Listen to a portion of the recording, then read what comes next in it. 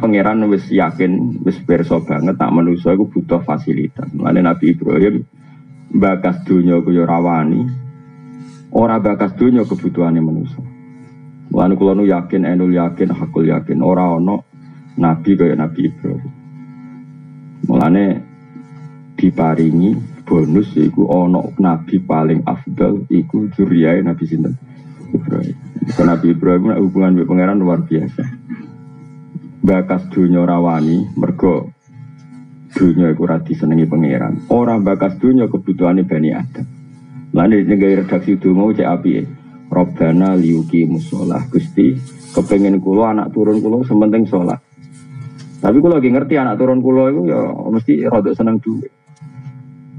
Mesti butuh dhuwit. Nggo iku butuh dhuwit, butuh rezeki Mas. Terus mulane diterusna Robbana liyuki musholah faj'al afidatan minan nas tahwi ilaihim warsuhum minas samarah. Jadi kepingine kula penduduk Mekah nggih salat Gusti. Itu tujuan utama mereka salat. Tapi mereka kan butuh perangkat duniawi. Maka yang penting mereka sholat dulu. Lalu tolong fasilitasi perangkat duniawi. Iku warzugum minas samar. Mulane kena kepen anak soleh ngono te Gusti, kula kepen anak putu hafid. Tapi timbang hafid arep-arep disangone tiyang nggih sukani rezeki. Maksudnya ben rapati orientasine ngedol apa Quran. Tapi aja diwalik langsung paringono sugih Gusti. Nak sugih ben saged ngaji. Pangeran ra seneng, pokoke bangsa donya disebut sik gak seneng. Makanya Ibrahim menyebut Robbana liyuqimus shalah dulu. Bareng liyuqimus shalah terus Ibrahim realistis bahwa manusia itu butuh rezeki. Makanya saya tuh enggak suka sama orang tasawuf jujur, Mas. Sing berlebihan, sing tanpa fikih. Orang harus ngeritik sama orang tasawuf yang enggak suka fikih. Harus dikritik, Mas. Saya ngeritik ke Jokowi aku. Nah, kowe kualat. Karena kalau orang tasawuf berlebihan itu adalah ngomong duit itu isin, ngomong rezeki ya isin, mergo barang dunia itu berlebihan. Mereka lupa bahwa para nabi itu yang membicarakan uang, tapi KB itu dienggo dasaran membackup agama. Itu contoh paling gampang mah Robbana liyuqimus shalah, supaya mereka gelem salat Gusti. Terus faj'al afidatan minan nasi tahwi ilaihim warzuqhum minasam. Maka tolong Gusti, orang itu senang ke Mekah. Senang ke Mekah, kemudian saking seneng ini Mekah, jadi rezekinya wong Mekah. Ya sudah. Jadi Ka'bah kaya apa sakrale, tapi Nabi Ibrahim ngerti, kersane Gusti seneng tawaf. Engkau terus dia seneng tawaf, sering ke Mekah, terus ya tadi kalau banyak orang ke Mekah kan banyak transaksi, dan itu otomatis jadi rezekinya orang Mekah. Makanya saya pas haji ini kalau sering belanja. Jadi boros sunat itu ya pas ibadah haji. Ben dadi rezekine ahli napa? Mekah kayak apa? Jadi kadang wong ra boros iki ya. Gayane iku nak takdir ikhwanus sayatin. Medhit ya ikhwanus sayatin, ora trimo kancane dulure malah. Dadi boros iku kancane setan. Nak medhit dulure. Milih iki. Ayo milih dulur apa kanca? Apa sejenis? Jadi ku pangeran. Mulane kula untuk ijazah tapi aja nut. Mergo ora bakat wali. Nek ora bakat wali kok terus ora diwales mbek pangeran. Biasane kadung mbok tawakal dibeli dibaro mbek pangeran. Mergo makome ora tawakal ora wali. Mulane nek ora wali biasa wae. Ada ijazah dari seorang kiai itu malah lucu. Nak bojone Mekah jarine kiai iku. Nak ditawani wong terutama kita era ini fakir ojo tawar. Anggap bae ngergani kota Mekah. Piye-piye ana warzuqhum minas samarah. Jadi intinya Nabi Ibrahim kepengen sirkulasi orang ke Mekah ya jadi rezekinya wong napa? Mekah. Mane kula pas haji, pas umroh niku ora ngandel kula. Tapi ya bisa lewat sedekah, bisa lewat apa? Transaksi. Itu pangeran. Jadi saiki kadang orang tasawuf mau bakas duit. Wah, sementing tawakal. Pangeran dhewe kadang nyifati dzate iku masalah pakana. Yaiku Allah nak nyifati dzate wa huwa yut'imu wa la yut'am. Pangeran zat sing maringi mangan. Tapi wong tasawuf cek sombong bakas mangan iku isin. Padahal Allah nyifati dzate wa huwa yut'imu. Allah iku zat sing ngekeki mangan. Makanya bisa saja kita dadi wali iku mergo pas mangan. Matur nuwun Gusti kula saged mangan. Sok glegeken iso gagah. Ora mangan yo lemes tenan. Nak lemes sing elek tambah elek, sing ganteng wae ketok elek nek jenenge wong lemes iku. Akhirnya bermangan syukur. Alhamdulillah Gusti ganteng kula terjaga karena bermangan. Nggak usah ngelek. Gusti bermangan gagah Gusti. Cara dinyak kula elek ya terus wong nggih. Pokoke sak muni-muni mulah. Sementing iku dadi syukur. Makanya kata Imam Syafi'i, orang tasawuf yang tidak fikih itu bahaya sekali dalam agama. Sampai masyhur itu ketika ulama-ulama, man tasawwafa wa lam yatafaqqah iku tazandaqah, tapi wa man tafaqqaha wa lam yatasawwaf iku mu'tafassaqah. Orang hanya tasawuf tapi tidak ngerti fikih itu menjadi kafir zindik. Kalau fikih tidak tasawuf itu hanya menjadi fasik. Fasik itu gagal, tidak jadi kafir. Karena kalau terlalu tasawuf tidak fikih, semua aturan agama itu diruntuhkan oleh keinginan dia jadi wali. Bakas mangan isin, bakas dunya isin. Padahal Allah biasa menyifati dzati, aku iku zat sing maringi mangan. Coba li'ila fi Quraisyin ila fi mrihatas syita'i was-sayfal ya'budu rabb hadzal bait. Wes wong Quraisy ki ora iso mikir dhuwit, sing penting nyembah pangeran sing rabb hadzal bait. Pangerane betu. Pangeran ku sapa? Allah nyifati dzati allazi at'amahum min ju' sing maringi panganan. Kamu tasawuf isin bagas bang. Enggak saya itu enggak cocok. Wah oleh ora cocok. Kecuali dia ya tasawuf ya fikih. Utawa kabeh koyo ya ora tasawuf ora fikih. Wes malah mau dikritik apanya coba. Ibarat kayak diutangi serati popo, ditagih serati popo, dibarot dia kakaknya. Bingung gak malaikat ngadepi gue. Cara malaikat ditakoi. Saya itu wajib nyaur utang tau ora? Wajib mung diutang. Lah yo, lah wajib dilakoni itu. Yo orang ora di duit. Tetapi wajib, yo wajib. Kayak gue ini tuh. Ngel-ngelo malaikat. Jadi cara malaikat takoi. Canggih ini wajib nyebar agama tor. Yo wajib mung gawe nabi balighu ani walau ayah. Nah tapi wajib ngelakukan, yura wajib kok malah nyesatmu. Jadi bingung no, pokoknya wong karena tadi otoritasnya nggak jelas mau apa. Gitu. Saya ulang lagi ya, saya itu berkali-kali debat. Bahkan banyak orang tasawuf dulu itu ya janggal ya mas. Bareng kalau misal-misal sesuai ya percaya. Misal kok coba pada nama misalmu, karena terlalu banyak. Jadi kadang tiap ketemu gitu nggak no yai kalau Husnul Khotimah tak dungakno di duit. Ora trimo. Gus kula sedang duit ngene. Aku mungkin di duit kanggo salat ape digo apa, paling digo sedekah kanggo zakat. Malah ora di duit ngel-ngel wong, ndak pikiran nyangoni barang. Yo mending ngono terus suwe-suwe mikir. Piye-piye apa kadung dawuh lan wis dawuh wajah itu ku diambali kencong kowe berjuang. Berjuang nglibatno duwe duwe. Terus wong tasawuf anti bakas. Pangeran sing pangeran wae bakas duwe wajah itu bi amalikum gak ada sok suci. Apa ora duwe biasa wae. Kula bolak-balik buli wong tasawuf sowan kula. Gus dongane anak kula dedeng ya tak dongane di dhuwit. Mangkel pol. Mesti kan ngerti nek donga kula mandi kecewa den bareng. Repot. Tapi nek ana wong kedunan kok kowe tak dongane ora seneng donya. Wedi. Ya padha wedi. Waduh, nak nganti ra di dhuwit. Asline wong yo donga gaya-gayanan tok. Artinya didongakno ora sesuai selera ya kaku ati ho. Karena kita itu ingin menjaga fikih. Kalau semua orang, banyak kan orang tasawuf yang tiap sowan kiai yo dongakno Husnul Khotimah, tiap sowan kiai yo dongakno soleh hati apik. Iya itu bagus. Tapi kita gak usah sombong orang bakas barang sih dibahas pangeran, termasuk dibahas pangeran wajah itu diamwalikum. Nabi Ibrahim tahu bakas warsugum minas sama. Karena hidup itu tidak bisa, nggak melibatkan rezeki itu tidak. Lalu bener wong kuno-kuno itu tak dongakno jembar rezeki ini, jembar agama ini, jembar hati ini. Karena ya wong kuno-kuno lebih jujur. Saya orang gerung tasawuf pun sampean bakas, sing sitok bakas sunah Rasul terus, sing sitok bakas Husnul Khotimah terus, sing seneng hafid dongakno anak kula hafal Quran. Nah, misalnya apa ora manfaat ya kok. Ape bogo lomba. Terus isompro. Aneh-aneh. Maksudnya ya nak niat yo nak ndongakno sing lengkap Gus ndongakno anak kula hafal Quran ya saleh ya di dhuwit ya manfaat. Wah lah kok akeh temen pakete.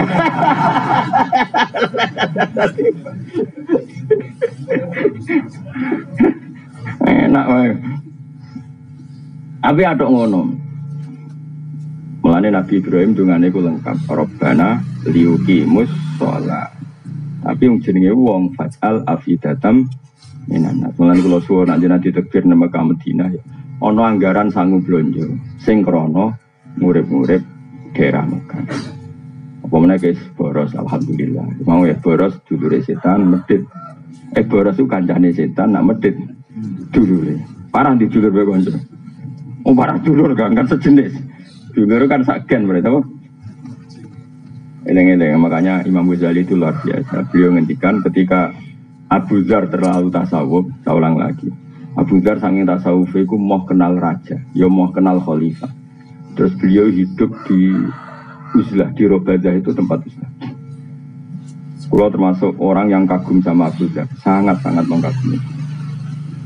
Bahkan kalau termasuk di paringnya pangeran nate apa semuanya saya pernah mengalami sesuatu yang luar biasa dalam alam mimpi saya dengan Abu Dzar. Tapi ini wow. Kalau adalah moto ikhya dieling Imam Ghazali. Tidak semua sahabat pilihannya ke fakot kanaman wa afdalu minhu ka Abi Bakar. Tapi lam yatamadzab mislamadzab kata yang betul. Ada orang yang lebih afdal ketimbang dia, tapi ya tidak bermadzhab kayak dia. Meskipun beliau sangat-sangat kita hormati. Karena tadi, misalnya Abu Dzar milih, kau ora oleh kenal pejabat, kau ora oleh kenal penguasa. Jadilah kamu orang yang uzlah. Oke, itu kebaikan, karena kenal penguasa kadang menjadikan kita tomak, menjadikan kita murahan, menjadikan kita kakean basa-basi, itu buruk. Tapi masalahnya, kalau kamu semua begitu, lalu penguasa ini tidak didampingi orang soleh, terus punya kebijakan berdasar pembisik yang fasik, punya ide tentang negara juga berdasar pembisik yang fasik, nanti orang soleh juga disalahkan Allah. Kenapa semua kebijakan fasik? Karena yang soleh tidak pernah memberi kontribusi. Kita juga disalahkan Allah. Dan di Quran jelas-jelas Nabi Musa datang ke Fir'aun. Artinya Nabi Musa itu kerso datang dengan penguasa. Lu datangi wong soleh penguasa ada apa-apa? Paling nah, soal Fir'aun ragilem urusannya Fir'aun. Tapi kan ada bukti bahwa orang soleh ada yang datang ke penguasa. Jenenge Nabi Musa. Nabi Muhammad ya berkali-kali nyurati para penguasa disuruh lebih baik. Artinya Nabi Muhammad kerso berhubungan dengan penguasa. Tapi gara-gara ke moco hadis sepihak Abu Dzar, terus antipati lah. Itu jenenge kebaikan yang sepi. Ya, makanya Dawe Imam Ghazali, tidak semua sahabat pilihannya kayak Abu Dzar. Saya tasawuf senangannya moco sepihak. Ya mau bener Imam Syafi'i, karena ngajinya rahatam. Gak tau bakas duwe, penting wong gue ikhlas. Ya bagus seperti itu. Ikhlas apa? Nak sodako sing ikhlas, langge di duwe riyen terus sodako nembe ikhlas terangno. Ya paham. Lah tenan takoki, ikhlas nopo, Mbah? Lah yo misale kaji sing ikhlas, langge mbah urutane di duwe terus kaji terus ikhlas. Ya nang tasawuf gak menculot langsung bakase ikhlas. Mulane kula suwun, ampun ngandel kula. Sunakole ulama dhisik kabeh wonten man tasawuf, man tafaqqaha wa lam yatasawwaf niku mu tafassaqo. Siapa yang berfikih tapi tidak bertasawuf itu fasik. Tapi waman tasawwafa walam yatafaqahu tazan dakon. Selalu tasawuf tanpa fikih langsung jadi kafir simpel. Ya tadi misalnya orang anti fikih itu kayak apa? Misalnya orang tasawuf kabeh kersane pangeran, bareng anak wedok khed. Pak kula khed is pundi kabeh kersane pangeran kok. Wae salat tetep kon salat, wae poso kon poso, mergo ora ngerti nek khed iku menghalangi salat dan kuat cuk. Malah kula iso bayangno, wong sak donya tasawuf kabeh ku kacau. Atuk fikih kabeh fasik lah. Fasik lah ngene fikih kan ya ana unsur fasik iki. Delok wong wedok haram. Tapi nak krana muamalah transaksi dagang halal. Golek warung kopi bakule ayu. Bareng jamu, delok wong wedok haram, muamalah. Lah iku ngopi. Kopi ku terus termasuknya sing mari halal mulang. Anak-anak juga wong ayu langsung kan haram. Wong ayu dikumpul ayo tak ulang. Piye wong ayu mulang ya, Pak? Mulane sampean mubalek iku ya rada ringan hisabe. Kan senengane Bu nggih Bu, ngono delok. Pangeran mubalek kok amet delok wedok mulang Gusti, mulang. Nah, tapi pangeran pinter, iku mulang ben iso delok apa delok krana mulang. Jadi fikih itu ada faseknya karena memang ya rada iso ngelah hukum. Mulane jare Abu Hanifah kan nek nuruti fikih kok samene iki lesu. Misale puasa yang mene kok lesu. Aja langsung mangan. Hukumannya berat. Wis saiki lesu ya. Terus langsung lunga wae. HP sowan Mbah Mun. HP sowan Gus Bak lunga. Nek lunga kok kena status musafir. Iku ning Jombor wis oleh mangan. Kurang ajar yang fikih. Maksudnya kita cerita mulane fikih itu mesti ono fase iki. Mergo iso dikhelah apa? Ya mulane fikih tukang ngelah. Ya jadi kena saiki lo subuh banget, pengen ngopi banget. Nak ngopi kan haram, poso-poso. Carane piye?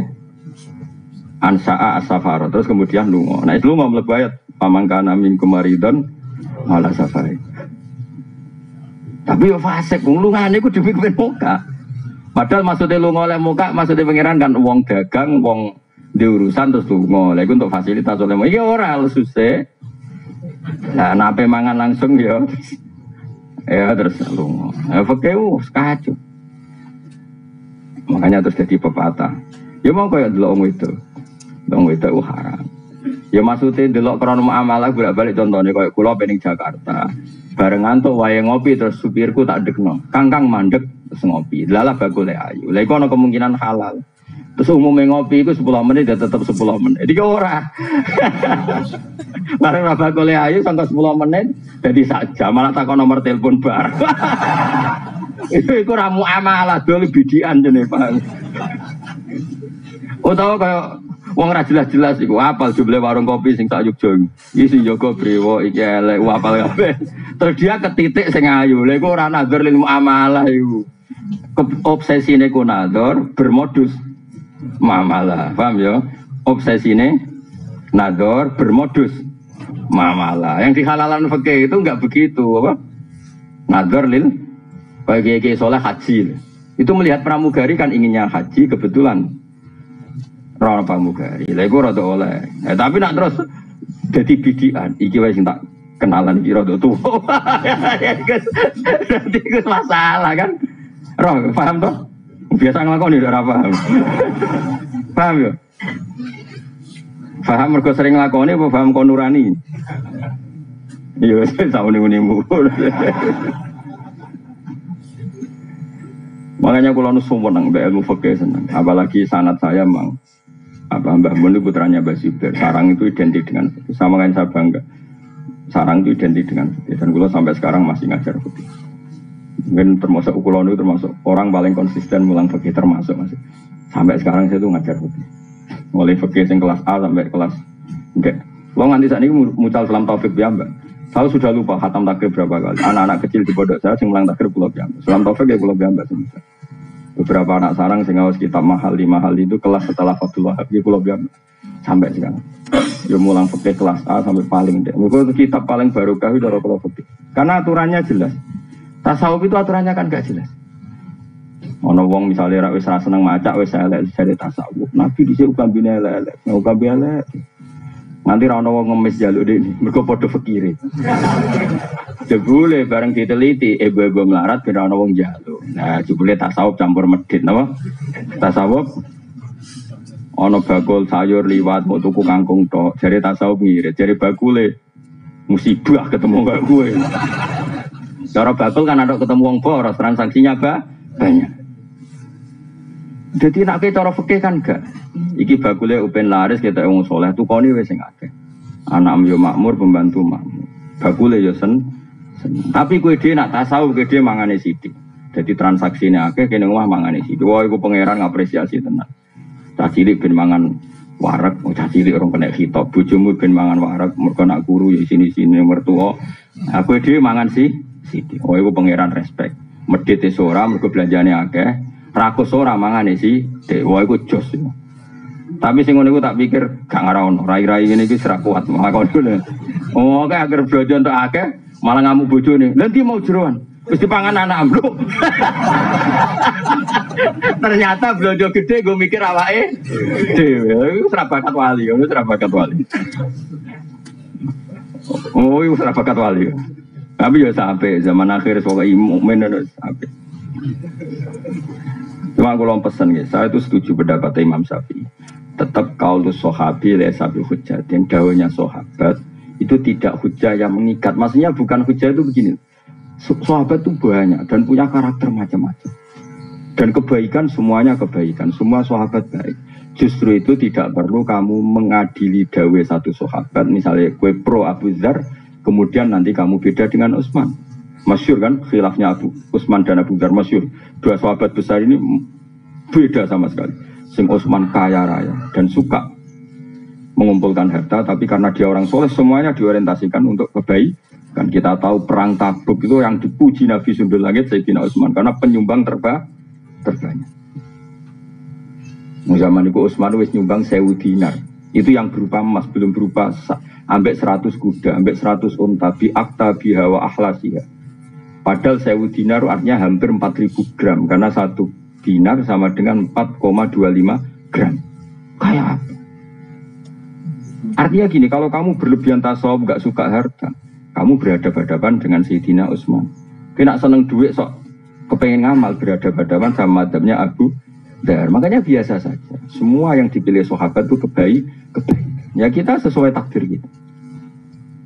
Takdir ini justru apa kan ridho sampai kodok-kodok. Kenapa kok tetap kudu ridho kok sampai kodok-kodok? Ridho semodel bias. Sauni-unimu lumayan. Kenapa? Makanya saya ulang lagi ya, kayak ini dawuh Sayyidina Utsman. Melihat orang lain semua selamat, melihat dirinya rusak, itu maknanya hanya untuk menghilangkan takabur. Tapi kalau seperti itu Anda malah kehilangan syukur, jangan lakukan. Ya, wong kabeh bener kabeh kecuali aku. Kalau itu berlebihan menghilangkan syukur, maka jangan kamu lakukan.